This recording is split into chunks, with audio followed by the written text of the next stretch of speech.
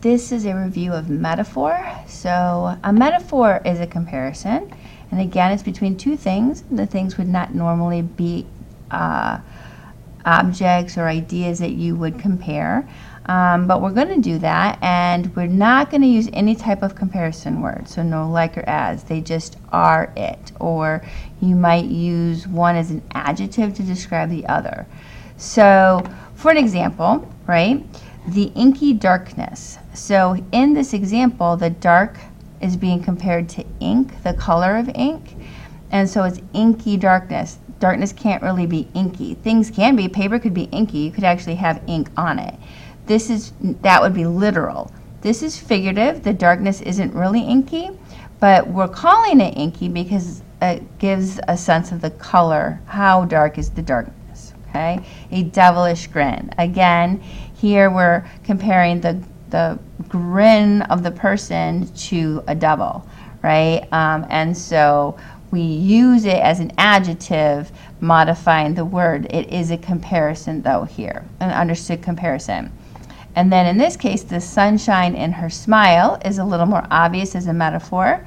Her smile can't really have sunshine in it, but we're saying that it was bright and cheery and brightened maybe the person who was seeing her smile like sunshine would. So you're comparing her smile to sunshine. And in this one, he wolfed down the food. You're comparing whoever the he is to a hungry wolf and the way they rip in to prey. By using it as a verb here, he wolfed down her food.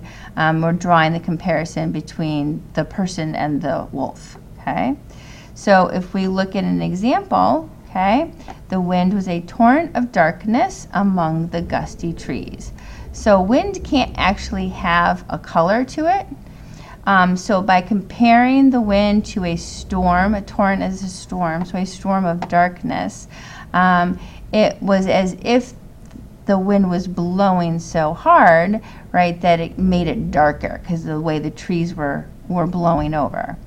The moon was a ghostly galleon. So a galleon is a ship sailing on the seas, and in this case, ghostly galleon gives you the sense that it's a ghost ship, and comparing the moon against the dark sky as a ghost ship sailing upon the cloudy seas. And the cloudy seas would actually be a reference to the dark skies, right? Cloudy seas, so the clouds in the sky to like the sea and the moon's sailing on them. The road was a ribbon of moonlight. So again, right, so here's the moon sailing on the dark sea. You have the wind creating darkness by blowing, and then you have this bright path, right? And so it looked like a ribbon made of moonlight, right? So you're saying it looks like, obviously wasn't actually made of moonlight, it just looked like it was a ribbon of moonlight. And so that is metaphor. There's many ways metaphor can be done, but whenever you're kind of drawing a comparison of two things like ribbons and moonlight and the road, then that, without using like or as or a comparison word, then that would be metaphor.